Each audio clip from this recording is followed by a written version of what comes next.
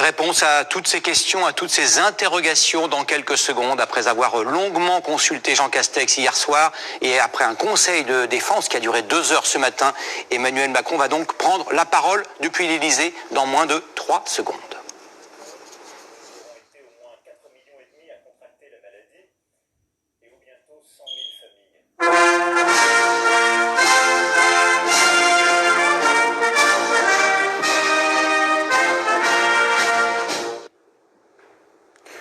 Mes chers compatriotes de métropole, de l'outre-mer et de l'étranger, la crise sanitaire que nous traversons, cette épidémie de Covid-19, dure depuis maintenant plus d'1 an. 1 an de peine, d'épreuves, où nous aurons été au moins 4,5 millions à contracter la maladie et où bientôt 100 000 familles auront été endeuillées. 1 an d'efforts pour tous, d'angoisse, de sacrifices, de fierté aussi et d'actes héroïques. 1 an où, ensemble, nous avons résisté et appris, où nous avons tenu. Je vous l'avais dit dès le début, nous allions vivre avec le virus, et c'est bien cela.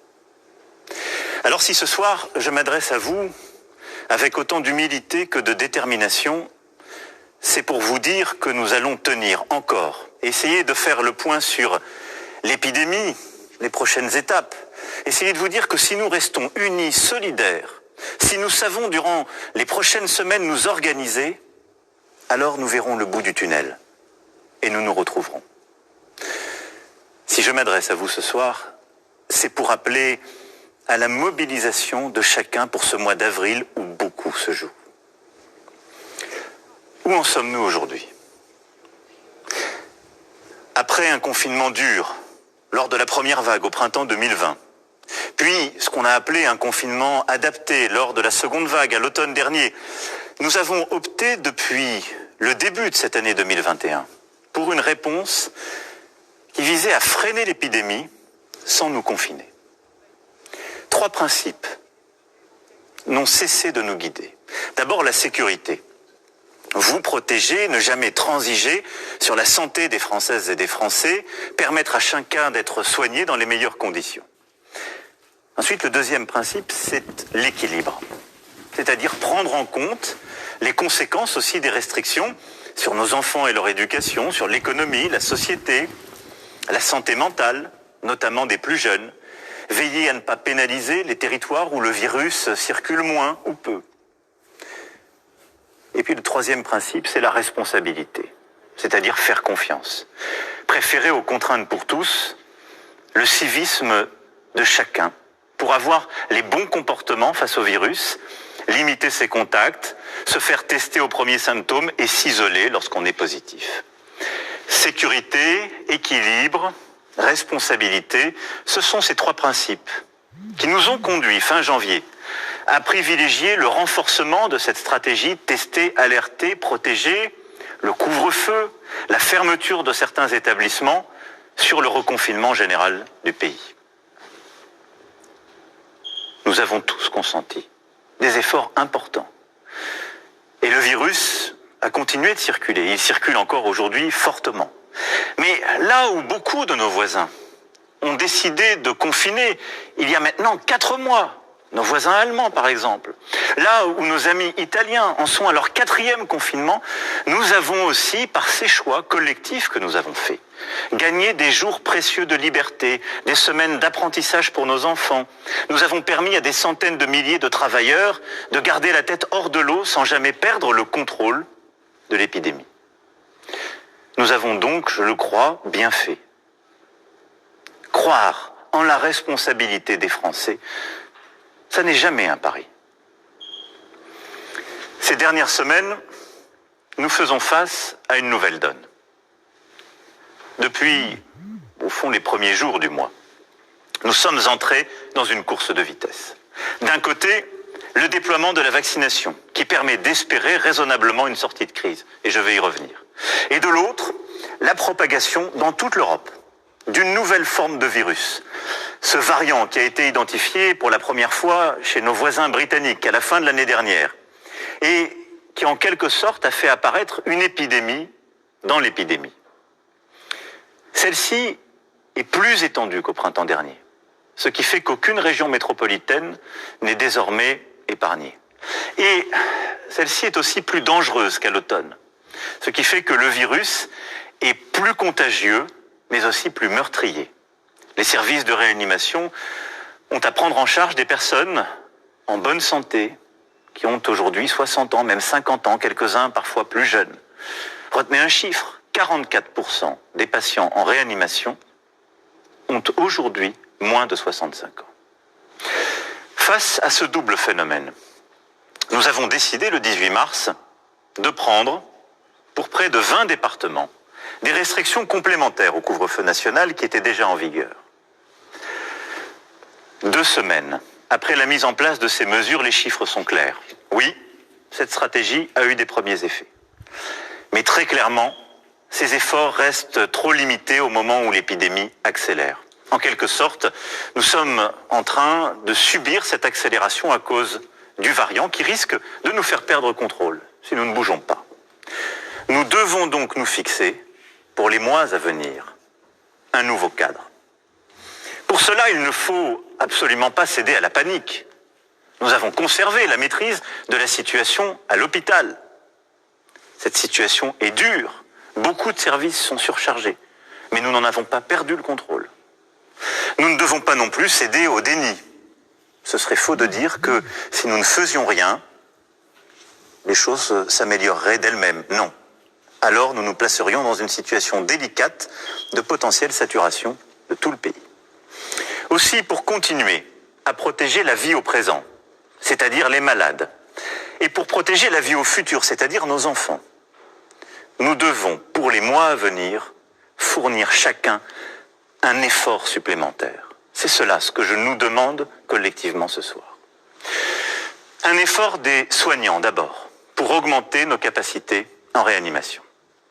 Je veux ce soir saluer à nouveau, en votre nom à tous, l'action remarquable de nos soignants, et en particulier des équipes de réanimation et de soins critiques, qui, secteur public comme secteur privé, agissent main dans la main, mutualisent les équipes, innovent, non seulement pour soigner les 28 malades du Covid à l'hôpital, mais aussi pour transformer des salles d'opération en salles de réanimation, pour assurer une continuité de soins pour les patients atteints de maladies graves comme le cancer, pour tous les moyens d'urgence, faire en sorte que tous les reçoivent et que tous puissent avoir les soins dont ils ont besoin. En mars dernier, à cette heure-ci, nous les applaudissions. N'oublions pas que depuis 1 an, ils sont sur le pont, sans relâche. Pour augmenter encore le nombre de personnes pouvant être accueillies en réanimation, sans trop déprogrammer, ils sont et seront appuyés dans les prochains jours par des renforts supplémentaires. Le nombre de lits en réanimation a déjà été porté à 7000. Et je veux ici remercier les étudiants en médecine, les retraités, le service de santé des armées, tous les volontaires de la réserve sanitaire. Tous sont mobilisés, seront mobilisés de manière accrue pour porter dans les prochains jours notre capacité à un peu plus de 10 000 lits, en particulier aussi avec l'ouverture de nouvelles capacités d'accueil dans certains hôpitaux parisiens. Deuxième effort, qui nous concerne tous, celui-ci. Les règles qui sont en vigueur dans les 19 départements en vigilance renforcée, ces règles seront étendues à tout le territoire métropolitain dès ce samedi soir et pour 4 semaines. Si nous faisons ce choix qui ne concerne pas nos territoires d'outre-mer, ce territoire où le virus circule moins, et territoire qui d'ailleurs pour certains ont fait de très gros efforts il y a plusieurs semaines pour ralentir aussi le virus de leur côté. Si nous faisons ce choix de toucher tout le territoire métropolitain, c'est parce que plus aucune région métropolitaine n'est aujourd'hui épargnée. Partout, le virus circule vite, de plus en plus vite, et partout, les hospitalisations augmentent. Et donc, chacun doit veiller, non pas à s'enfermer, mais à limiter au maximum les contacts, les rencontres, les moments de proximité avec d'autres personnes. Très concrètement, ça veut dire que le couvre-feu à 19h sera maintenu partout. Le télétravail, qui est sans doute la mesure la plus efficace, le télétravail sera systématisé. Et j'appelle tous les travailleurs et tous les employeurs à y avoir recours à chaque fois qu'ils le peuvent.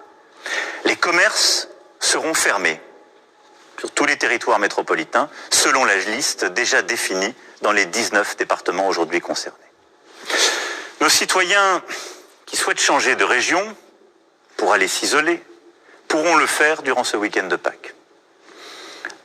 Les Françaises et les Français de l'étranger qui veulent rentrer en France pourront aussi le faire à tout moment. Et nous ferons tout pour faciliter les trajets et le quotidien de nos concitoyens travailleurs transfrontaliers.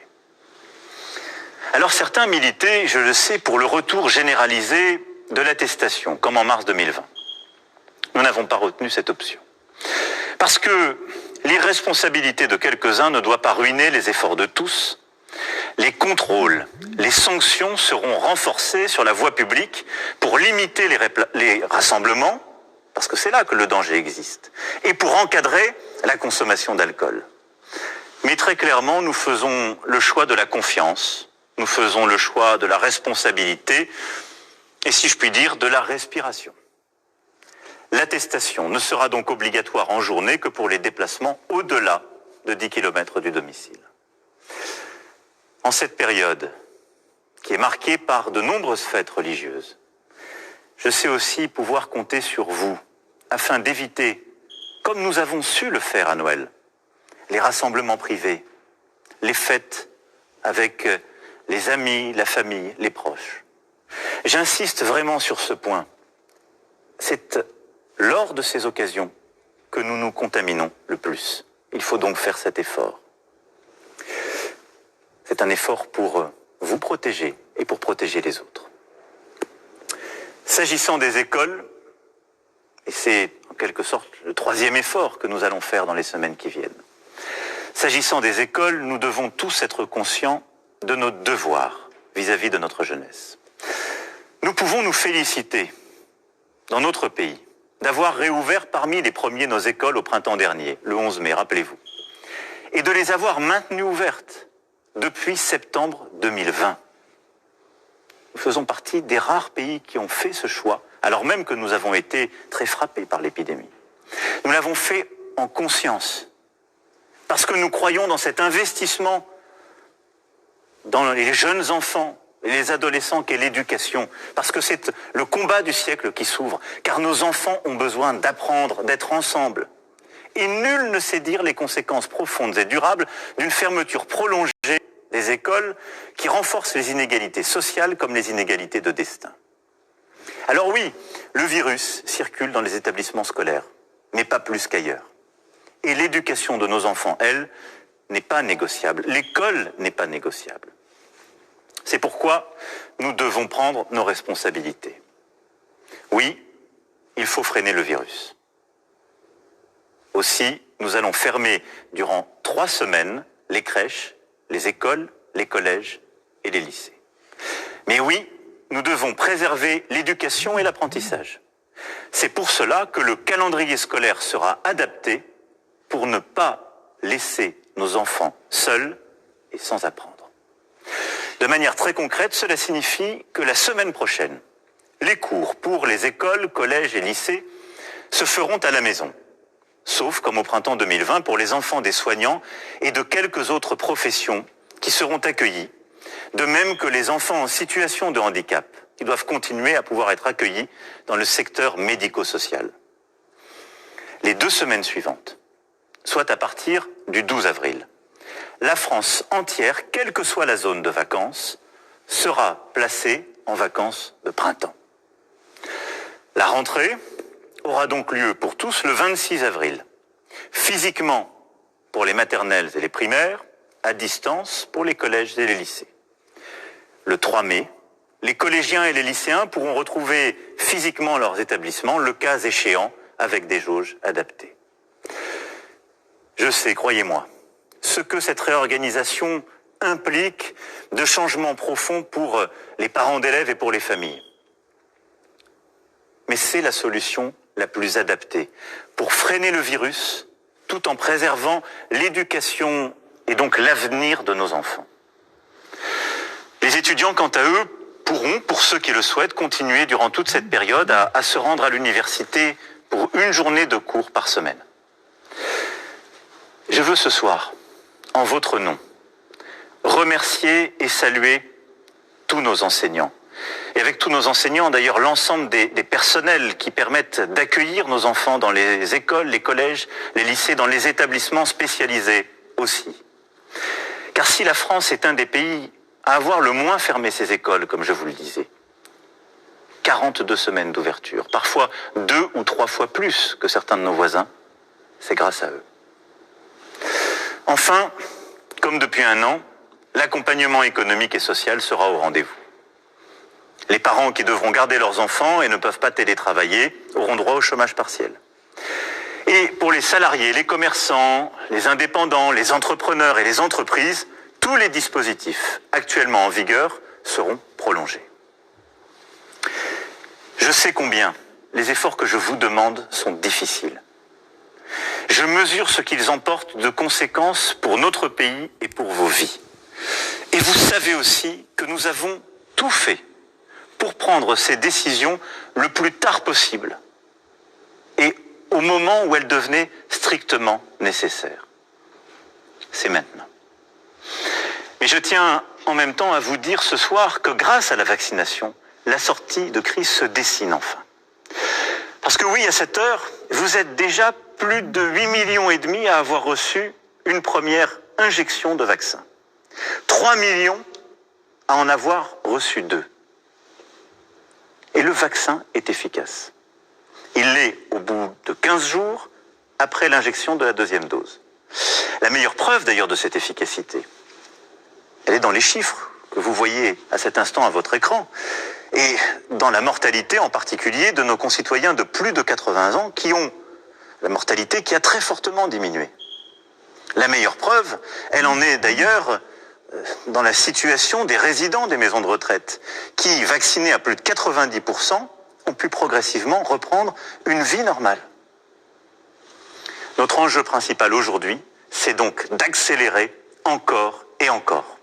Cette mobilisation, c'est celle, évidemment, du gouvernement, de nous tous et de tous les soignants, là encore, avec une stratégie claire. D'abord, continuer à avoir de plus en plus de doses en accélérant nos achats et surtout en produisant en France et en Europe. Nous sommes pleinement mobilisés, il y a eu des retards, il y a eu des choses que nous avons corrigées, et je pourrais y revenir, mais dans les semaines à venir, nous allons encore accélérer le nombre de doses que nous obtenons et nous allons progressivement devenir le premier continent au monde en termes de production de vaccins. C'est construire notre indépendance, c'est garantir que s'il faut des doses supplémentaires, nous ne dépendrons plus des autres, c'est garantir aussi la production de nouveaux vaccins s'il y avait à nouveau, à l'automne, hiver ou l'année prochaine, des nouvelles vaccinations à prévoir.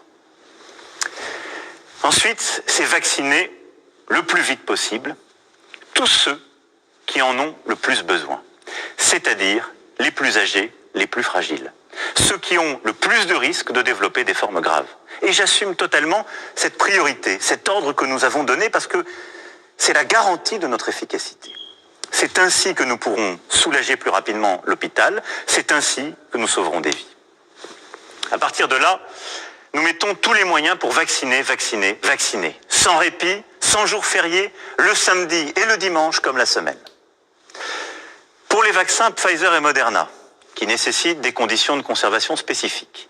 Il y a 1700 centres de vaccination qui ont ouvert, notamment grâce à l'engagement exemplaire de nos maires que je veux ici remercier une fois encore. Pour les vaccins AstraZeneca et demain Johnson & Johnson, tous les médecins généralistes, pharmaciens, infirmiers et infirmières sont mobilisés. Au total, 250 000 professionnels, médecins, pharmaciens, sapeurs-pompiers, infirmiers, vétérinaires, sont aujourd'hui prêts à contribuer à ce grand effort national. Si vous avez plus de 55 ans et êtes atteint par exemple de diabète, d'hypertension ou de surpoids, vous pouvez aujourd'hui prendre rendez-vous auprès de votre médecin, votre infirmier, votre pharmacien, qui vous vaccinera directement avec le vaccin AstraZeneca. Cela a commencé depuis la semaine dernière et nous allons accélérer à mesure que les doses seront livrées. Les 1700 centres ouverts sont à disposition pour eux vacciner avec les vaccins Pfizer et Moderna, et aujourd'hui vacciner donc tous nos concitoyens qui ont plus de 70 ans. Les vaccinations sont en cours et elles accélèrent partout. Je sais que beaucoup de nos aînés ont essayé de prendre rendez-vous pour se faire vacciner ces dernières semaines. Trop souvent sans succès, et j'en suis profondément désolé. Ce n'est pas acceptable. C'est pourquoi j'ai demandé à l'assurance maladie de mobiliser des équipes pour y remédier. Depuis quelques jours, si vous avez plus de 75 ans, vous avez peut-être déjà reçu des appels, car l'ensemble des plus de 75 ans qui n'ont pas réussi à obtenir un rendez-vous seront appelés par nos services pour pouvoir le leur fixer. Et en parallèle, un numéro spécial sera mis à disposition pour prendre un rendez-vous. À partir du 16 avril, les premiers rendez-vous seront accordés aux personnes qui ont entre 60 et 70 ans. À partir du 15 mai, les premiers rendez-vous seront ouverts pour nos concitoyens qui ont entre 50 et 60 ans. Et à partir de la mi-juin, les rendez-vous seront ouverts à l'ensemble des Françaises et des Français de moins de 50 ans. Une stratégie de vaccination spécifique sera par ailleurs prévue pour toutes les professions les plus exposées, en particulier nos enseignants que j'évoquais tout à l'heure, mais aussi nos forces de l'ordre et plusieurs autres. Nous tiendrons l'objectif que je nous ai fixé, à savoir que d'ici à la fin de l'été, tous les Français de plus de 18 ans qui le souhaitent pourront être vaccinés. Parce que c'est la clé pour renouer avec la vie, la clé pour rouvrir notre pays. Mes chers compatriotes, les efforts d'avril d'une part et le déploiement de la vaccination d'autre part, c'est cette tenaille qui va nous permettre de contenir progressivement ce nouveau virus. Cette tenaille qui va nous permettre, à partir de la mi-mai, de commencer à rouvrir progressivement le pays, à retrouver cette culture qui nous a tant manqué, à retrouver les lieux de rencontre, les commerces, à retrouver cet art de vivre à la française que sont les restaurants, les cafés que nous aimons tant. Je reviendrai vers vous prochainement pour préciser un agenda de réouverture et pour que chacun puisse aussi se projeter avec plus de visibilité dans les mois qui viennent. Dès la mi-mai, nous recommencerons à ouvrir avec des règles strictes certains lieux de culture. Nous autoriserons sous condition l'ouverture de terrasses.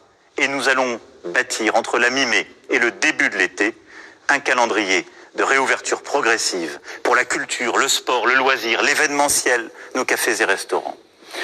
Mais d'ici là, je sais pouvoir compter sur vous. Mes chers compatriotes, je sais qu'il y a beaucoup de lassitude, de fatigue. Je sais qu'il y a aussi parfois de l'énervement, de l'emportement, et c'est bien normal. Je sais qu'à chaque étape de cette épidémie, nous pourrions nous dire que nous aurions pu faire mieux, et que nous avons commis des erreurs. Tout cela est vrai. Mais je sais une chose, nous avons tenu, nous avons appris, et nous nous sommes à chaque fois améliorés. Alors oui, aujourd'hui, pour le mois qui vient, il nous faut nous mobiliser. Nous mobiliser pour nos aînés et les plus fragiles. Et nous mobiliser pour nos enfants. Pour les protéger et leur permettre de continuer à apprendre et leur préparer le pays, le continent, le monde auquel ils ont droit. Nous mobiliser parce que le succès de ce mois d'avril et de cette stratégie dépend de chacun d'entre nous, de notre esprit de responsabilité. C'est ainsi que nous pourrons rebâtir ce chemin d'espoir, celui qui nous permettra de retrouver progressivement une vie normale, celui qui nous permettra aussi de tirer ensemble toutes les leçons de cette épreuve. Mais nous tiendrons, unis et déterminés. Vive la République et vive la France. Voilà donc pour cette allocution d'Emmanuel.